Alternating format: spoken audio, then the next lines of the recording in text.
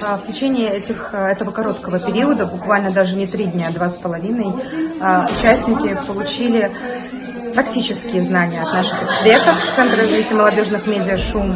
Они узнали, как вырастить свой проект из маленького видео до креативного продюсирования, то есть как продюсировать большие уже проекты.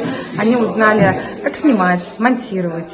И сегодня, в последний день, у нас будет не защита, а презентация тех результатов, тех видео, которые они смогли снять на протяжении этих дней. Рассказывал им не только про монтаж и видео, а я им рассказывал непосредственно, как нужно еще быть на съемочном процессе, как там продюсер, режиссер, какие должны быть у этих двух основополагающих единиц, какие должны быть вообще качества.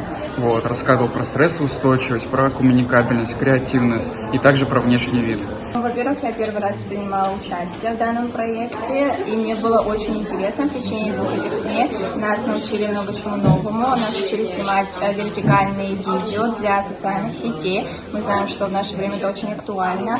Мы ходили по разным факультетам нашего университета и брали разные реквизиты для нашего видео.